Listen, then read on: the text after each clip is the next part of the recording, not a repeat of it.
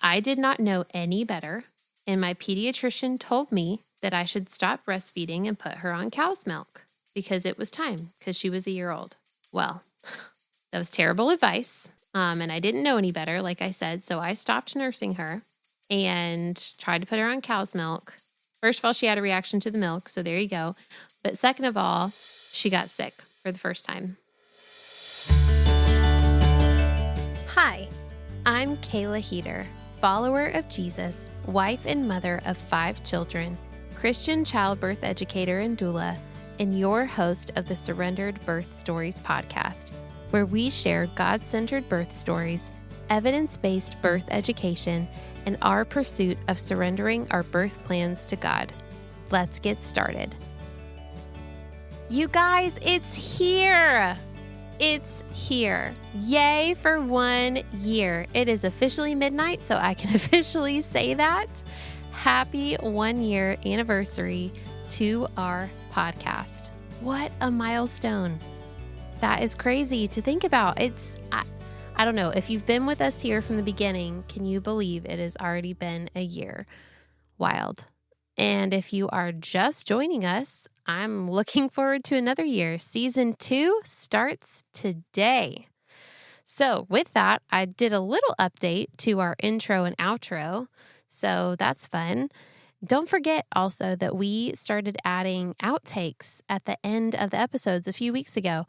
My husband said he can't commit to putting one every single time because there's not always an outtake to put in, because some people are just so wonderfully perfect, I guess.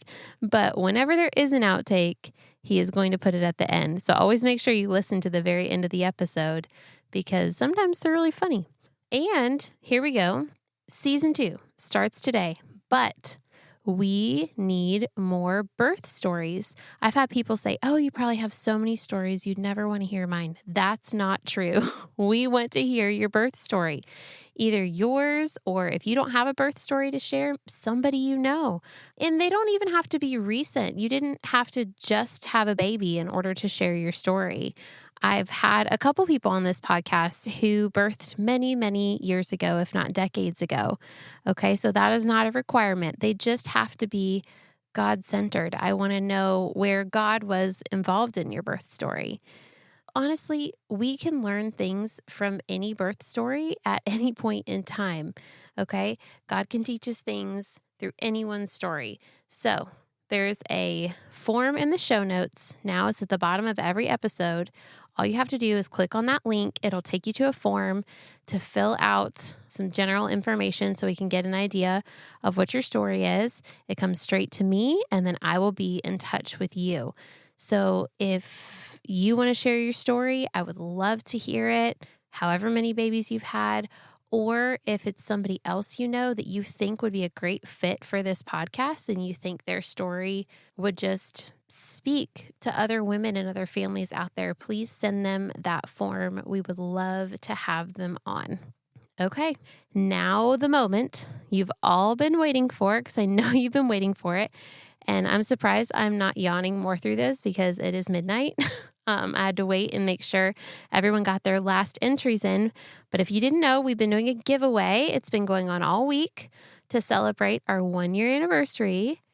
And the winner is Allison Lewis. So Allison Lewis, I don't know you personally, but I'm so glad that somebody tagged you or you found this giveaway somehow. Congratulations, Allison. Yay, that's so exciting. Allison's the winner of our giveaway. So she gets this amazing dress and this beautiful Bible and this amazing candle. It's way more than a candle. You should look up the post. And the Amazon gift card and that amazing bag of coffee. So yay for Allison. I will send you a message and we can get that info so you can get your prizes sent to you ASAP. Yay, Allison. Thank you for everyone who entered. I'm so grateful. This was so fun just to do this for our 1 year, and it makes me look forward to doing more giveaways in the future. It's really cool. All right. I wanted to give you a little snapshot of next week's episode. Coming up next week, we're going to dive into our very first wild pregnancy and free birth story that we've ever had on this podcast. And if you don't know, a wild pregnancy and or free birth basically means that you are your sole care provider for your pregnancy and your birth. So you don't hire an outside care provider for a midwife or anything like that, but you are in charge of yourself. Now, some people do it differently, and a lot of people have varying opinions on free birth, and I get that, just like everything in motherhood. I pray you can just listen and hear what the Holy Spirit is telling you to do through somebody else's story. I know you'll love her story, but that's next week. Let's talk about this week's episode. Get ready to listen to my favorite guest, my husband. My husband and I talk about the very first year of parenthood. So baby's first year. I hope y'all love it. We had fun recording it. It's a blast. Here we are. It's our 1 year anniversary episode, and I wouldn't want to record it with anybody other than you. I'm starting to feel like a natural regular. You are. You are a regular. Well, you are the most important, in my opinion, the most important person in getting this podcast out because you do all the editing, you do all of the back end organizing, all the producing, all the sound quality, you name the episodes. If you didn't know that, Chris names every episode. He's the one who gives it the title because he's way more creative than I am. Oh, well, it's kind of where I live. I like to live behind the scenes. Yes. I also love details, as you know. So you do. You love the details. Yeah. And I only like details when I'm telling a story. But if I'm not telling a story, I could care less about the details. Well, what's really weird to think about is that when we launched this podcast a year ago, I think we were, it was really strange waiting for the first, because we launched 3 at once on launch day, on Labor Day, right? Labor Day. Yeah, and that was kind of strategic to launch a podcast about birth stories on Labor Day. Labor Day. Even though the real Labor Day has nothing to do with laboring in birth, but still, it was a play on words, and you love a play on words. Yeah, but I remember what it was like, just kind of like waiting for them to drop and then to see them up on Apple Podcasts and Spotify. It was so surreal. It was like, oh my gosh, we're doing this. This is crazy. We are putting it out there. Yeah, that's it. And here we are a year later. It's really sweet. A year later. And this time last year I was pregnant, and I'm not pregnant anymore. Oh, that's true. You had Indy in the belly. Yep. Indy in the belly. So I did a poll on Instagram to ask what we should do our 1 year episode about. And the choices were a really awesome birth story, which we have most weeks, and then a Q&A episode, which we did for our 6 month, where we asked questions and answered them, which I was so tired for that episode. If and when we record a Q&A episode in the future, I will be having a lot more coffee, and we will do it during the day instead of at 11 o'clock at night. I had to edit that one a lot, mainly because my brain wasn't working. So I had to pause for 30 seconds at a time to get my... We've learned we shouldn't record at 11 o'clock at night. So we're recording this at, 10:30 in the morning. Right. Okay. So we did birth story or a Q&A episode or the first year of parenthood. And then my last option was just other. And then you needed to message me and tell me what you wanted. Well, 100% of people voted to talk about the first year of parenthood. 100%. And here we are. I was shocked. I was like, wow, not even a variety. Just everybody wanted the first year of parenthood. So that's what we're going to talk about. Let's do it. I'm excited because the first year of parenthood is, it's crucial. Crucial. It's the best though. It's honestly, really so we've done it 5 times, gone through the first year of parenthood. And actually we're at the tail end of our 5th time. He'll be 1 in October. But to me, it's the fastest year. It goes by so fast, and it goes by much faster than the pregnancy, in my humble opinion. No, I agree with that. Because your babies change so rapidly. It's from week to week and from month to month, there is just so much growth and change. And if you do those monthly pictures, which we've done for all of our kids, where we set them up next to the same stuffed animal, like in the same chair every month. And we're like, oh, 1 month, 2 months, 3 months, 4 months, like, do that. It's amazing how much they change from month to month. It's incredible. Yeah. It's also fun to see the time lapse. Yes. Yes. And then we use those pictures at their first birthday party, which is fun. So that first year, for us, in our experience, it takes us about a year from when our baby is born to feel like we are sort of back to normal or in a solid routine and rhythm. Because for us, our babies don't usually sleep through the night until about a year old or sometimes after. And I feel like that has a lot to do with it too. Right. But in that whole first year, it's like they're going through so many stages and phases that they're changing so much and your routines have to change so much that I feel like until they hit like a year old and they kind of like slow down a little bit in their development and stuff, that it takes about a year before you and I personally feel like, okay, this is us. This is good. This is good. This is our family. And this is how life is operating now. Well, I know that we're speaking from like our own personal experience, and it could be different for other people and other families, but I say absolutely that first year. But even more so, I notice after about the 3-month period, you start to like experience a little bit of a lift from all the, the changing and the shifting around of having another person in the house that needs to be taken care of. And usually once we hit the first, once the first 3 months are over, it's almost like I can breathe a little bit deeper. And that's something that I've noticed. Yeah. Let's break it down. So for us, I feel like the easiest way to break it down is in 3-month increments. So those first 3 months, we so sweetly like to refer to it as the fog. Oh, yeah.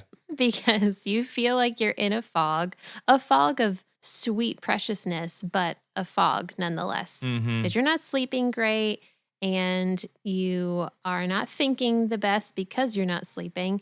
And it just feels like everything's kind of foggy, but it's like a sweet fog. It's a precious and fleeting fog.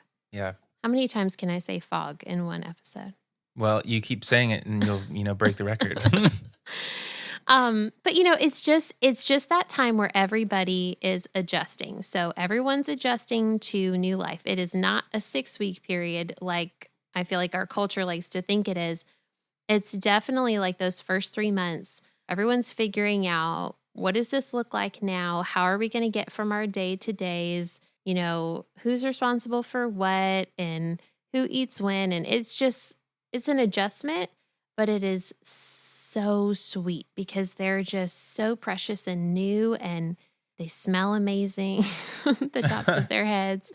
And you're usually figuring out like breastfeeding and figuring out like sometimes if you're having like engorgement issues or mastitis or things, and it's like you're working through all these things, you're healing postpartum, like you're recovering down below.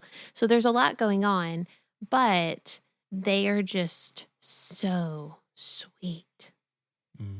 I don't know. There's nothing like a newborn. There's just really nothing like a newborn. That's absolutely true. And I think a different way to say it in a way that really makes sense to me is that whenever you have a baby, your routine is just kind of thrown out of whack, because you have a lot of new variables that are put into your life. And so because you have all these new variables, you have to make adjustments. And they're not really small adjustments. A lot of them are pretty significant adjustments. And you have to reshift, the way that your life looks, and which can be really difficult. Each baby has their own temperament and personality and their own, specific needs. And so it's just really interesting trying to figure out what does normal look like for us and trying to like work towards that, because you almost have to ask yourself those questions like every day in order to get to a place where especially for people who really love like a really solid routine, Yeah. Little babies don't do routines very well. No. Like the newborns, they're not on any kind of schedule when they come out. And so they'll throw yours off. But it's funny because in that time, in the newborn first 3 months, it's like your breakfast, you eat it at lunch, and your lunch, you eat it around dinner, and your dinner, you eat it around midnight. Like everything kind of shifts. But I have the sweetest memories from like those late nights, like you and I watching some like fixer-upper show and eating a pizza, like ordering a pizza at like 11 o'clock at night just because if we're talking about a first baby, we definitely stayed up and watched Lost. Oh, it was binge-watched Lost. Yep. Yes, with Brinkley we did. We stayed up and watched Lost. I discovered it during her first growth spurt with breastfeeding. It's like people had told me about it, but I'd never watched it. And when I discovered she was having her first growth spurt, which the first year is full of a lot of growth spurts, and she just wouldn't stop eating. And I was basically secluded to the couch all day. And there was a snowstorm. So like no one was going anywhere or doing anything. We turned on Lost and I was like, okay, I'll give it like 3 episodes. We'll see what happens. And then 11 episodes later, we went to bed. Well, also leave it up to a really good snowstorm to keep you indoors. Yeah, we just had like a fire going all day. No one was going to work or anything because there was 9 inches of snow on the ground. And she nursed for 2 out of every 3 hours that day. And then she'd be fine for like 15 minutes. And then you would spend like 45 minutes trying to make her not cry. And then we would finally just put her back on the breast. And then she was like, this is where I wanted to be. Yeah, some kids are like that. You know, we had 2 that were like that. Well, during a growth spurt, especially. Oh, yeah, for sure.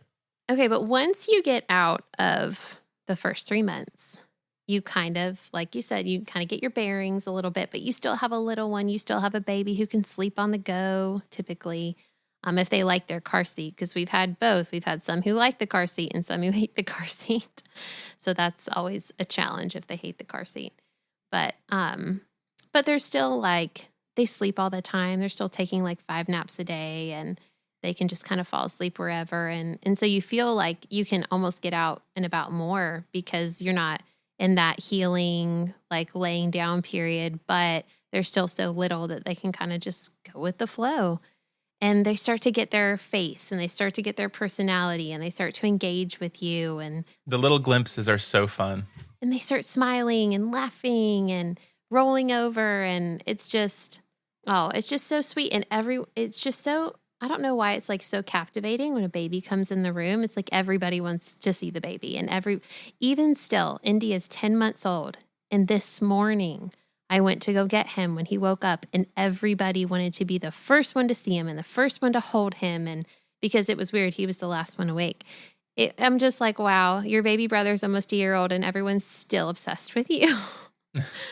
Just sweet.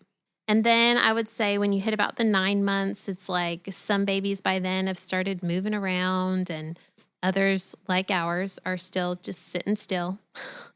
Oh, yeah. Oh, yeah. But you might There's be just a lot of mass there. Yeah. Yes. There's so much mass. It's like, how do I move myself around with my little muscles, but also at the same time, I'm really thick. So right. Really, really dense babies. Yes. Indy's 22 pounds. And he's 10 months old, so he's hefty, but not as hefty as Milo. Milo is still bigger. Ooh. But anyways, like 9 months comes and you're starting, like everything's sort of starting to shake out. And again, and this is kind of in the period where we are now, like the 9 to 12 months where it's like, okay, we basically know how our days are usually going to go. And he basically takes, naps at these times and basically sleeps, gets up this many times at night. Like it's just a little bit more predictable. But I don't know. It's just something about 1 year. It's kind of like when they hit that 1 year, you're like, okay, all right, it's good. Everything's good. And I love 0 to 2, like newborn to 2 years old. That's just like, that's your spot. That's my spot. That's your mama spot. That's when they like me the most. And then they transition to dad. Because dad can throw them around. Yeah. It's like once they become 2 and it's like then all of a sudden you become the favorite parent. Well, and it's usually because I'm nursing them too. And so they usually stop nursing somewhere around 2 something. And then it's like, well, now dad is the coolest because I don't nurse anymore. And so he throws me up in the air and we have way more fun. Yeah. Yeah, we do have way more fun. So let's talk about milestones. So some parents, especially first-time parents, can get really caught up in these usually gross motor milestones. When is my baby going to roll over? When are they going to start crawling? When are they going to pull up to standing? When are they going to cruise around the furniture? When are they going to walk?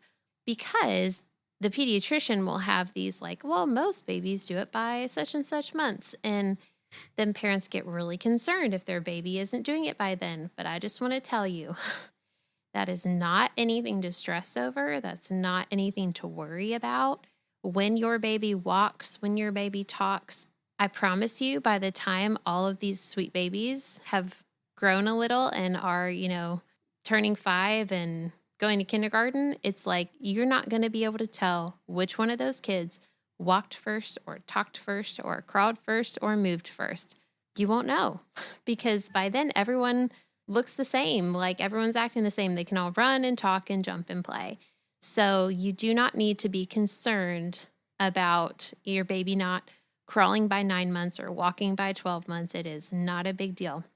Us personally, all of our babies, like I think we touched on before, have been very late in comparison to your normal range, I guess you would say, or average range of crawling and walking. Our daughter did not start walking until she was 22 months old. So she was Which is almost so late in terms of like the average.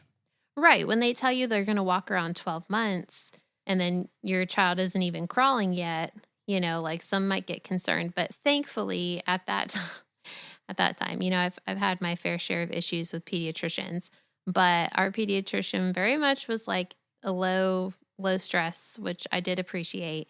But she was like, nope, she just, when she wants to, when she's ready to, she will. Like there's nothing physically wrong with her. She just isn't ready yet. And so when she was 22 months, so she was almost 2 years old and she started walking. I promise you by 2 years old, she was sprinting around the house. Like she just wasn't ready yet. And she didn't crawl till she was 14 months old. So different babies are in different schedules. I have a friend, all of her kids are like walking by 7 or 8 months old. It's weird to me because that's not my experience, but it's normal for her. So all kids are on different paces. So please do not be concerned like, oh, they're only saying one word, or like, I promise, like our 3-year-old didn't really start saying words until after he was 2. And now he talks a lot and does sentences and questions and all the things. It's just different kids. They grow at different rates. And usually, like I said, by the time they're 5, everything's pretty much evened out. Yeah. And I say that's, the only exception to the rule is, of course, if you discover something that's, some sort of an ailment that needs to be addressed. But outside of that, like if everything's normal, quote unquote, I guess, then, it's nothing to worry about. Yeah. Don't agree. stress over it. Don't start signing your kids up for orthopedic specialists and pediatric physical therapy. Like, I feel like people start doing that when they hit the 18-month mark. And it's like, nah, just give them a few more months. Just give them a little bit more time to work out what they need to do.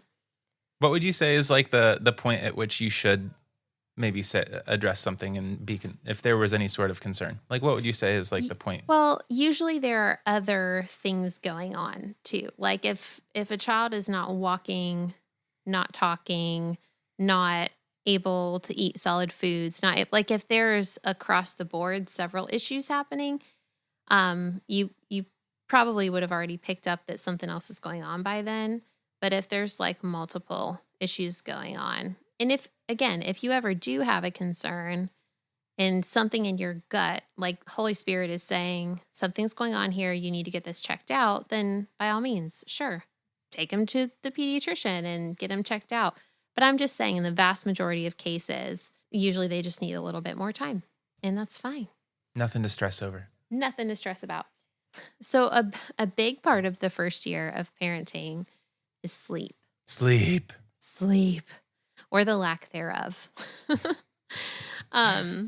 Babies, like I said, right? They're not on a schedule when they come out, when they're first born, but eventually they kind of develop into like a rhythm. And a lot of it centers around eating, waking up to eat, because babies, are not meant to sleep all night long without a meal. Their tummies are tiny and they need to be refilled throughout the night. They're not adults and they're not even children. They are babies and they operate differently. So sleep looks different than before a baby. Now, typically, if you're breastfeeding, they honestly usually wake up more at night because half of the reason they want to nurse is for comfort too. Mm-hmm. So it's like partially for food and partially for comfort. And so sometimes when you're bottle feeding, they won't wake up as much because there's no breast there. It's different. So if you're like, my friend's baby is only getting up once a night and my baby's getting up 4 times a night, and if your friend's baby is bottle feeding, then that probably has a lot to do with it. Mm-hmm. So just like not comparing with milestones, I wouldn't compare with how many times a night your friend's baby is getting up versus your baby. Because again, all kids are going to be different here, but it is normal and very developmentally appropriate for nursing babies to wake up all night long. Now, they usually just nurse and go right back to sleep once you are past those first couple of months. So kind of like we said, once you hit that 3-month mark, they're typically just nursing and then going right back to sleep. But they might do that 5 times. And there's something called the 4-month sleep regression. Different theories as to why this happens that we're not going to get into, but feel free to research it on your own. But a lot of times around 4 months, so, somewhere between 3 and 5 months, if they had been sleeping longer stretches or falling asleep earlier, you might notice them waking up sooner or having a harder time going back to sleep or having a harder time falling asleep in the first place. It's no joke, all right? For me, whenever we've gone through it, it is like taking me back to the first couple of weeks of their life. And I'm like, whoa, I feel like we're doing this all over again. But by then, sometimes people are back to work and everyone thinks like, oh, life is normal now. But then you're actually getting less sleep than when they were first born. Yeah, this was very accurate for all of our children. All of our children had this type of a situation, whether it was like right exactly at 4 months or like around 4 months. It was definitely, I saw it happening with all of our kids. Yeah, they would get to this point where they could only sleep like 45 minutes at a time. And that, True's was the worst. Worst. I will say that. I felt so bad for you having to get up and nurse him in the middle of the night, like 10, 12 times a night? Oh my gosh, it was terrible. And the the hard part for me was that it would take me like 20 minutes to fall back asleep. And so then it was like I would nurse him for like 20 some minutes or like maybe like 20 minutes. And then I would put him down and he'd be back asleep. And then it would take me like 20 minutes to fall asleep. And then because he's sleeping like 45 minutes, he would only sleep for like 20 more minutes and then he would wake up again. And so it was like I was getting 20 minutes at a time of sleep like throughout the night. And I was a zombie. Oh man. And I had just gone back to work and that was a bad time. Oh, that was not great. I'm glad that we're not reliving that with Indy. That was something. Yeah. Indy had his regression as well that was difficult, but it wasn't as bad as True's, that's for sure. When it comes to sleeping during the day, I feel like everyone gets so concerned about nighttime that we almost skip daytime sleep. You will have some families who just keep going with life and they are out and about and on the go all the time, and their babies end up just being forced to sleep wherever they are.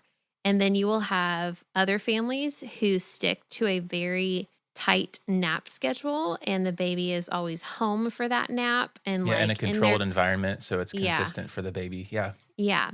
So it looks different from family to family. You'll need to figure out what works for you. I will say we have sort of defaulted to a nap schedule. Now, it's not at a time. It's not like their nap is at 3:00 or their nap is at 1:00. It was just sort of like, oh, they've been up for this amount of time. Now it's time for them to take a nap. But for us, our kids always slept so much better and were so much happier and healthier if we were at home for naps. Our kids did not sleep well on the go and honestly would be much fussier and crankier if so. And they would sleep so much longer, like at home, once we got into like a good rhythm and routine. And my kids, whenever I finally get them sort of like napping without me, because, in the beginning, it's sort of like they're napping on you or they're nursing to sleep or whatnot. But eventually I'll get to the point, usually by 6 months, somewhere in there, 6 to 8, I don't know, 8 months maybe, somewhere in there, where it's like I can put them down for a nap and I don't have to like be with them for the nap.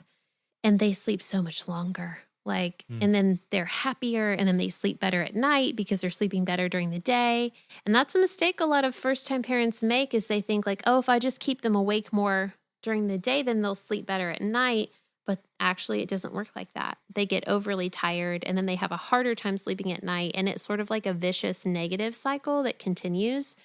Whereas if you flip it and they are sleeping better during the day and longer during the day, then they actually sleep better and longer at night.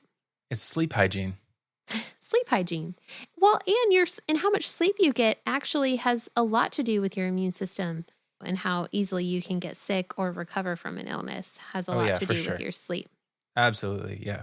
So whatever route you take, just make sure it's the best one for your family. Speaking of immune systems and sickness, let's talk about the first time your baby gets sick, because it's going to happen. Let's talk about baby sickness. There is my husband, always turning everything into a song. So I vividly remember the first time Brinkley got sick. Now, actually, she did not get sick until she was a year old. But I, knowing what I know now, I know exactly why that happened. So when she hit a year, she did not get sick her entire first year of life. And I believe that was in great part because A, I was breastfeeding her. B, we did not have older siblings at the home who were like bringing germs in. And C, she was not in daycare. So I think that had a lot to do with how healthy she was her first year. However, when she hit a year old, I did not know any better. And my pediatrician told me that I should stop breastfeeding and put her on cow's milk because it was time, because she was a year old. Well, that was terrible advice. And I didn't know any better, like I said, so I stopped nursing her. First of all, she had a reaction to the milk, so there you go. But second of all, she got sick for the first time. And I think a big part of it was because I stopped nursing her and I was trying to wean her. And I think it also was probably because it was the middle of winter. So there's that. But also she had just had her first birthday party and she just had sugar for the first time. So she ate that smash cake and went to town. And so I just think sort of like all those contributing factors played into it. But regardless, the first time your baby gets sick, for me, it is the hardest part of parenting for me, is when my kids are sick. And I think it's gotten easier over the years just with experience. But first of all, I cannot stand to be sick. I hate being sick. I do not like physically not feeling well. I could handle emotionally not feeling well way easier than physically not feeling well, personally speaking. Enneagram 7, I like to avoid pain. But I have natural birth, so that just means birth's not that painful. It means that it's such an enjoyable and memorable and significant experience that it's worth all of that for you. Right.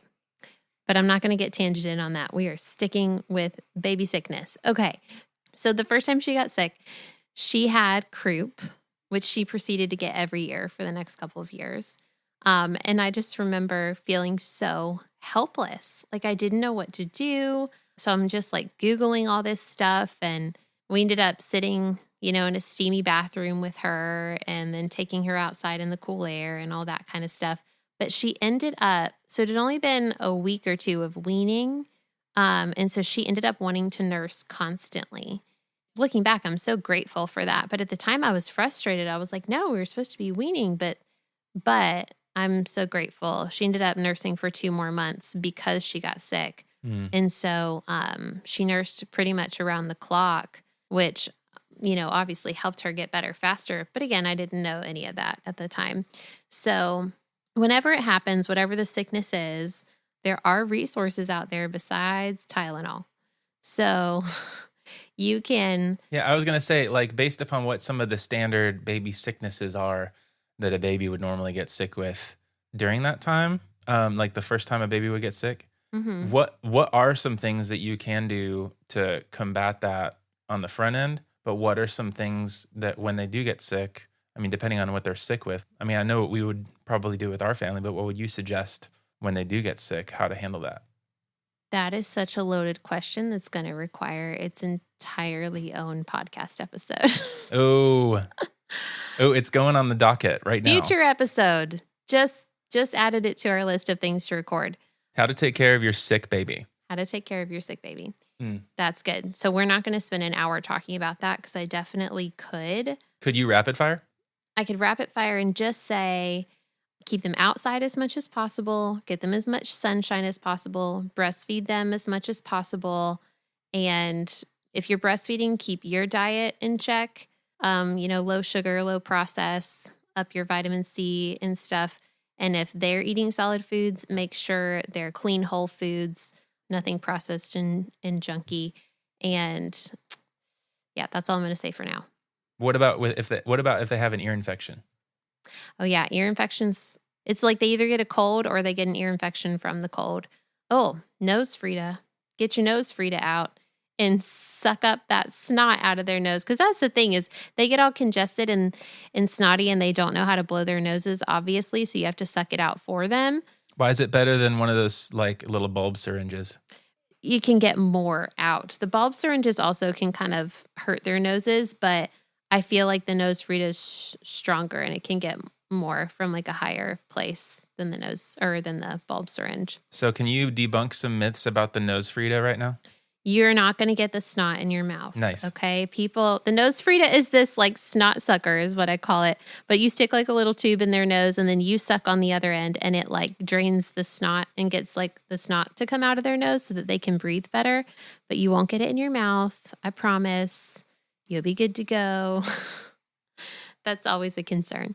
But you want to do that so that they can breathe better at night too. So that they can breathe better.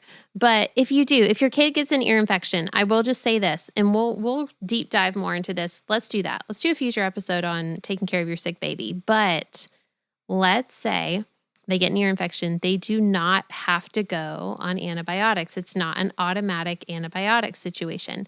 There is this stuff called garlic oil, or we have the mullein. It's like garlic mullein ear oil. And you can look it up, real simple. Sell it on Amazon. They even sell it at like, Target and that kind of stuff usually too now. Look at them go. But you heat up the oil, just run it under some water, like in the bottle. And then you just put a couple of drops in whichever ear is giving them issues or both ears. And just like put a cotton ball over their ear to keep it in there and let them lay for a while. And I promise you, for us over the years, we have not dealt with many ear infections, but when we have, just using that oil, we have never had to put our children on antibiotics for ear infections because that oil always nips it in the bud. Praise ye the Lord. There he goes again. Okay. So I recommend doing that because you can deep dive into why it's not great to give your child or yourself antibiotics for every little thing that comes their way. But we can talk more about that in that future episode that we will do at some point. But babe, it may not be you who does that with me. Sorry. Yeah, I'm not probably the person for that, but throughout your baby's first year, depending, on their ages and stages, growth spurts, getting sick, all the different things, what the weather is, blah, blah, blah, like all the things, there are just sometimes when your baby is going to be cranky or fussy. They might be teething. That's a whole thing. They usually got teeth coming in their first year. Some people love to do the amber teething necklaces. You can Google that. It's just a little necklace they wear around their neck, and it's supposed to help with like the irritation of their mouth. You can do earthly cells, like a teeth tamer tincture that you can put that I've used that's helped our babies through teething. But regardless of why they're being fussy, I guarantee I want to say 9 times out of 10, but I even want to say 95 times out of 100. If you just take your baby outside, usually that makes them happier. Like taking your baby outside, just getting them in a different environment, taking them from whatever you've been doing outside, even if it's 30 degrees, just wrap them up in a hat and a coat or a blanket and take them outside. They love to be outside. And I think it's because their bodies instinctually know that like, this is where I'm meant to be. And this is, where I was created and to be in God's creation. So I know from the moment they're like newborns all the way to now, honestly, but just taking them outside and getting that environment shift changes their mood in the best way. I attest to this. There have been many times where I just took my baby outside and they stopped crying. Mm-hmm. Because they're either so interested in their surroundings or it's Mhm. actually what they wanted, Yeah. And it was the thing that they didn't know that they needed. Yeah. Well, and they can get mesmerized by sights and sounds because outside things can be so much further away, and it's helping the development of their farsightedness to be able to look at those things off in the distance, whereas everything inside your house is close. Yeah, and when you're focusing on things that are far away, you're actually relaxing your eye muscles, like within your eye. And so that could be even something that their body's craving that is not really possible indoors. Yeah. Being outside in a natural light like that actually does really help their eyes to develop properly. Got that from my 1,000 Hours Outside podcast with Jenny Earich. Thanks, Jenny. I just have to plug her whenever I can because she's the best. So being outside, but also some people will say, well, I can't because I've got, this going on inside, or my other kid is, I don't know, whatever the situation is, or maybe there's a tornado outside. Like, I don't know, like whatever the situation is, the alternative If there's a tornado outside, you should not do the next thing you're about to suggest. Okay. Let's just say there's a monsoon and you don't have any covering, like you don't have a porch or anything. Okay. So if that's the case, here's a couple things you could do. You could just like open the front door and let them sit by the front door and just look outside. So that's an option, but also put them in the bath. The bath. It works wonders. Baths should not just be reserved for right before they go to bed at night, because most kids love baths. And maybe if your kid doesn't like a bath right now at like 3 months old, just wait a few months. Once they can sit up unassisted in the bath, it is like their favorite place, usually. So I know for us, if we're just kind of having a funky day and, we can't leave the house for some reason, or the weather's terrible, or like for just maybe like I'm cooking a bunch of stuff and I don't know. Well, thankfully I have other kids that can help with this, because don't ever leave your baby unattended in the bath. But sometimes I'll leave them in there with Brinkley, my 10-year-old, who can watch them very well. But they love getting in the bath. It changes everything. It's a great, fun time for them. They also get clean, which is cool. And you don't need to use soap or anything. Like, just let them play in the water. Like, they just have such a fun time, and it changes their mood. So, well, this might not exactly be a pro tip anyway, but this does not just apply to babies. This definitely applies to our toddlers as well. Oh, yeah. Yes. Just get them in the bath and they're like, oh, yeah, this is actually kind of fun. And I'm no longer fussing about the thing that I was originally fussing about. Except the toddlers tend to make a lot bigger mess with all the splashing in the water. Oh, that's true. Yeah. So be prepared for that. But yes, if you're in that first year and it's like, well, he's eaten and he's not teething and he has slept, and like you just feel like you've checked all the boxes and they have a clean diaper, and like what could possibly be wrong with them, and you can't go outside, then put them in the bath. It's super, super helpful and has saved me many, many, many times. Those are some wise words, babe. Put them in the bath. All right. I'll touch on this for a second, because this has less to do with your baby and more to do with you. But if you are breastfeeding and you're wondering, when is my period going to return? This isn't an episode about that, as much as it usually does happen within the first year. Some unfortunate souls will get their periods back, 6 weeks later, even though they're exclusively nursing on demand around the clock. Other people who are, again, usually nursing around the clock won't get their periods back for 2 years. It just depends on your body. But the average, I would say it comes back sometime in that first year. So people are like, well, can I get pregnant? Is that possible? Whether or not you want to, like if you're wanting to get pregnant or if you're trying to avoid getting pregnant, I always say until your cycle is back, like until it comes back, I would, and if you're not wanting to get pregnant, then take the necessary precautions.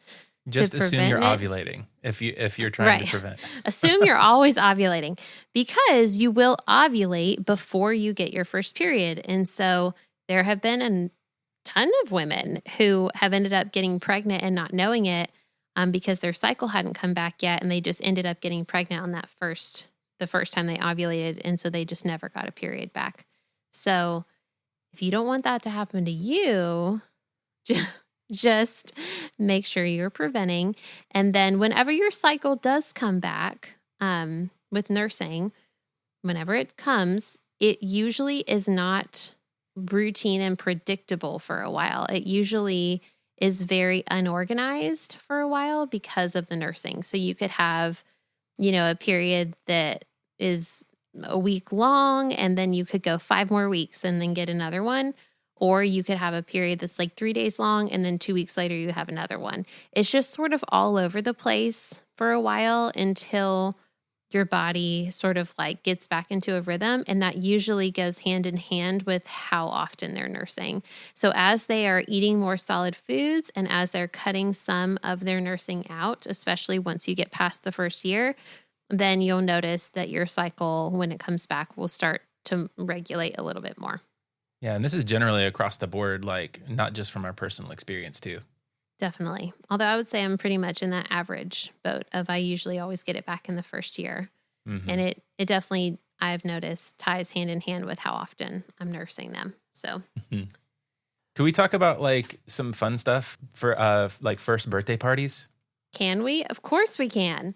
Let's talk about your baby's first birthday party. Because that is such an exciting moment and such an exciting time. And it's not like a milestone, but for a family, it's a milestone. Yeah. Because it's not just a celebration of their first year, it's a celebration of your first year of parenting them, of taking care of them. You made it. You made it through a whole year. For us, we have always had a big birthday party for the first birthday party.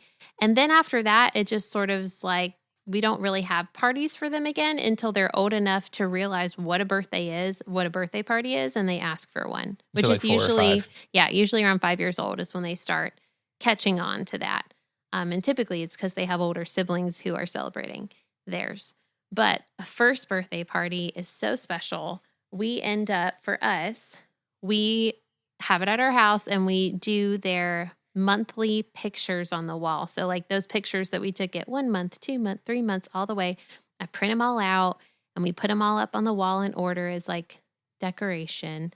I usually have their baby book out that I have filled out somewhat and have pictures in it, which I always just typically end up doing that last minute to like as part of the party prep.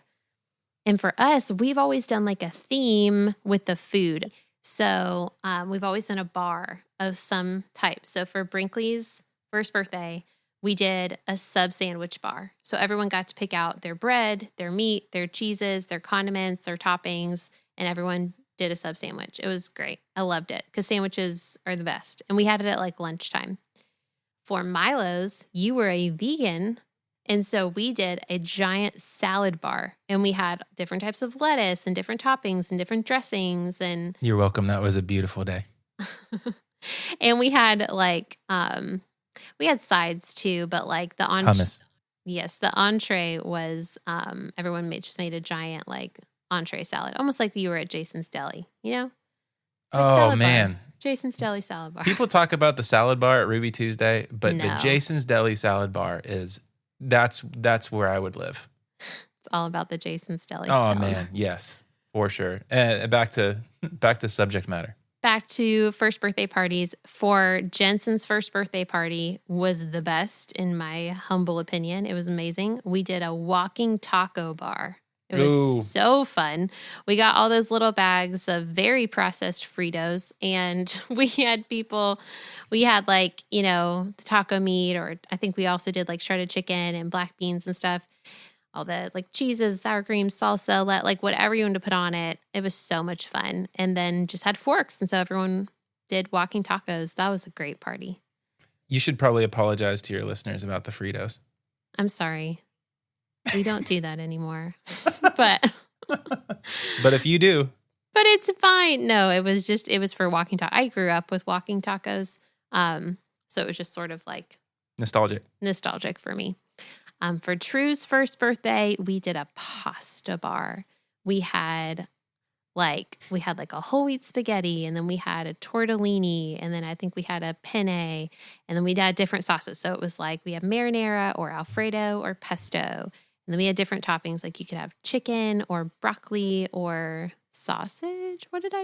Anyways, and so everyone just made like whatever kind of pasta they wanted, and we had like bread and salad on the side, and Yeah, it was people just were so sleeping fun. by the end of that party. Yeah, well, All the carb overload. but it was a great party. So that's what we've done for all of ours. We've never had like the like cutesy little like jungle theme or like I don't know, whatever themes people do for their first birthdays, but we've always done like a bar. And this year we're getting ready for Indiana's first birthday, and we're doing a breakfast bar.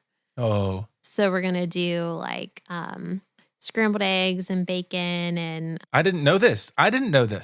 hey babe, we're doing a breakfast bar for Indy's first birthday. Oh my gosh. And you're in charge of the coffee bar. Oh, let's go. So we'll Can have I get a drip new coffee? Like, can we get a new espresso machine for it? No, babe, no. But anyways, we're going to do a breakfast bar. Selfish plug here. If you happen to own a bounce house rental business, you can set up bounce houses for the older kids that are coming to the birthday party for your kids. Yes. So if you're like us and you have bounce houses in your garage, you can just set them all up and let the kids go for it. Yeah. The 1-year-olds can't do it, but side bit, we do have a little family business called Everjump Inflatables here in the Triad, and we rent out like inflatable bounce houses and stuff. But this is how it all started. I'm going to say this really fast because this is now officially off topic. But it all started because our next door neighbors at our old house had a big bounce blower thing and like a jumpy bounce house, and they would let us use it for birthday parties for super cheap. I mean, for like $25. Like, it was so cheap. Well, then our kids just came to like expect that. But it was fine because it was like, it's our neighbors and it's $25. It's no big deal. Well, then one time their bouncer was not available for the birthday party, and we had already promised our daughter that she could have one.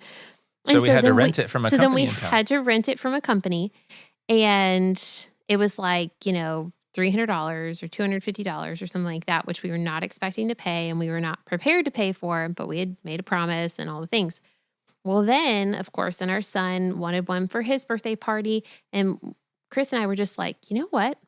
If we buy a bouncer ourselves, then A, we don't have to worry about renting it every time, and B, it will pay for itself because now we have 5 kids, and if you have 5 birthday parties a year, I mean, like, it'll pay for itself in like a year. And C, we could rent it out to other people in the meantime to help make up for what we just spent on it. And so that's what we did. But then within all of a sudden you go one step further and you start viewing it as an asset. And now all of a sudden it became a business and we bought 3 more. Well, you can thank Patrick Hayes for that, actually. Shout out Patrick Hayes. Shout out to Patrick. He was talking to Chris one day, and then suddenly Chris came home and was like, we're starting a business. And I said, okay.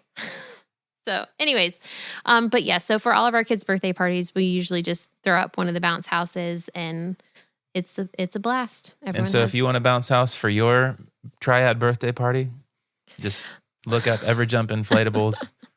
Babe, I'll link your business in the comments, Chris. You would do that for me? That really is your business. I really have nothing to do with that anymore, other than just knowing when you're going to be gone and when you're coming home. Yeah. Well, I have plans for you to become more involved. Oh, that's sweet.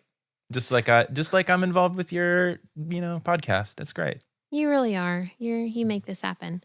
All right, guys, back to the 1 year. We're almost done here. This is what you get when I'm a guest on the episode. It is. Well, because if I do this with a guest, you cut it all out. So that's right. But it's going to stay in. So, okay. So you've had your first year, a year that has flown by. You've gone through the eating issues, the sleeping issues, the not stressing about milestones, the getting sick for the first time, all those different things. You're watching them grow and change, and it's amazing and it's wonderful. And now you've celebrated their first birthday party with the smash cake. That's usually our kids' typically first sugar dose is at their little smash cake at their first birthday. which 2 of our kids have not even touched theirs. So that's been fun. And the other 2 totally annihilated them. So we'll see what Indy does. He'll be the tiebreaker here. But I have a feeling I know which direction it's going. He'll be an annihilator. Yeah. So you've done all this and you've made it through your first year. And if you are in that right now, I just want to say congratulations. Because Oh, man. it is.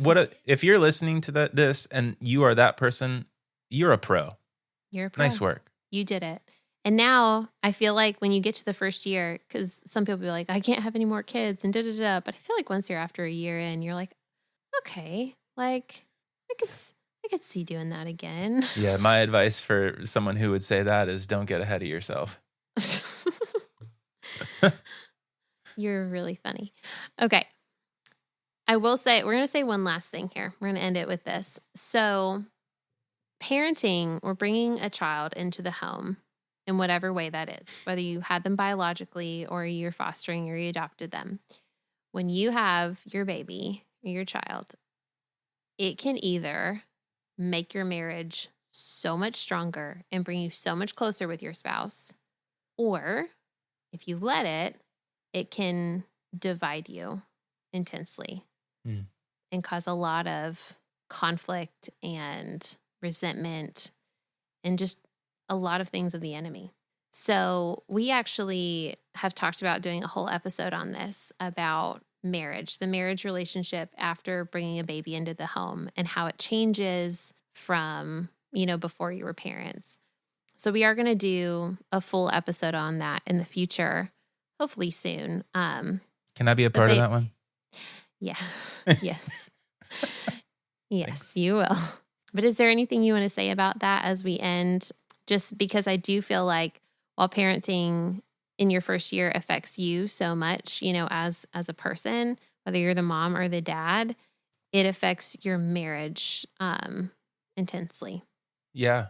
Well, I think the big thing is just learning what your spouse needs from you. And so, I mean, if you're fluent in what the love languages are, Dr. Gary Chapman has a book called The 5 Love Languages. That's helped us a lot in learning what each person needs the most of in order to feel like they're loved and supported. And so, Kayla, for you, it was acts of service. Mm-hmm. So for me, I was like, whatever I can do to make sure that you feel like you're being served and that you have all of your needs met. I mean, that was my main priority. But also, on the flip side, being able to communicate with each other when there is a lack, where you feel like there's a lack, where you have a need that's not being met. Because even though it's hard having a newborn and having a baby, I mean, there are still needs within the marriage, and the marriage should not be neglected just because there is someone in the house that, requires a lot of attention and support just because they can't support themselves, And so in order for that to happen, there just it sounds so cliche, but just to have supreme amounts of communication and also knowing how to communicate, because there are some days where everyone's just tired and cranky, and just being aware of how you communicate to each other in a life-giving way and not in a passive-aggressive way. And so anyway, I think those are probably the biggest things that I would say in terms of the first year of parenting, and we can expound on it in the episode to come. Mm-hmm. But I think that is, in a nutshell, probably some of the biggest things. And also, of course, just staying in prayer. Because and this is something that I really have to remind myself to do, because when you live in the urgent and all the things that have to be done, especially when, one spouse is out for the count, taking care of the baby and staying in bed, especially right after giving birth, there's some slack to be picked up, and there's a lot of urgent things that appear. And so for me, the tendency is to live in the urgent and to make sure everything is taken care of, and just to become, in a lot of senses, just becoming Martha. But I think that that was a biblical reference, by the way, the story of Mary and Martha. But just to be able to stay in prayer and pray for your spouse, pray for your baby, and make sure that you know what their prayer needs are. And if you're a man listening to this, just being able to pray things into your wife that you hope to see come to fruition just as a mother. And so I think that that's really important, just to be futuristic with your prayers, but also just to stay in communion with the Lord, so that you can keep your relationship with the Lord strong, so that you can pour out. Yeah. So that's what I would say. Everything about the first year, I mean, everything about everything in life, but really everything about the first year, from making parenting decisions, taking care of your baby, and focusing on your marriage, like, let the Holy Spirit be your guide. Just rely more heavily on the Holy Spirit than you do on Google. Promise. Oh man, yeah, that's the word, babe. I could try and make that sound better if I thought about it more, but we'll just go with it. No, I like it. Don't change it. It was perfect. Okay. Well, that's it. I think that's all we got today. Should we bring in some Sound of Music? Auf Wiedersehen. Auf Wiedersehen. So long farewell. Yeah, let's do that. You want to do that? Nope. I do that with my cousins, but you're not my cousin. Thank God. Wow. I just heard it the way you heard it. No, that's good. Yeah, thanks for clarifying that. That's really great. Oh my goodness. Okay, I love you, babe. I love you too. Goodbye, audience. Until next time. Thank you so much for listening to today's episode. You can reach me at Surrendered Birth Services on Instagram, or email me at contact@surrenderedbirthservices.com. Be sure not to miss an episode by hitting the follow button. Also, we'd love for you to leave a written review of the show so that more people's births and lives can be changed by the love of Jesus and the empowerment of accurate birth education. If you really enjoyed this episode in particular, please take a screenshot of it and post it to your Instagram story, tagging Surrendered Birth Services. If you would like to be a guest on the Surrendered Birth Stories podcast, please click the link in the episode show notes to fill out your interest form. Also, if you're interested in taking my childbirth classes, birth consultations, or having me as your birth doula, please click on the link in the show notes to take you to my website for online and in-person options. Just as a reminder, this show is not giving medical advice, so please continue to see your personal care provider as needs arise. We hope you have a great week, and remember, learn all that you can, make the best plans, and then leave it in God's hands. You know, with all those stages, let's talk about milestones for a second. Actually, let me go take my bread out of the oven for a second. Pause. Pause and BRB.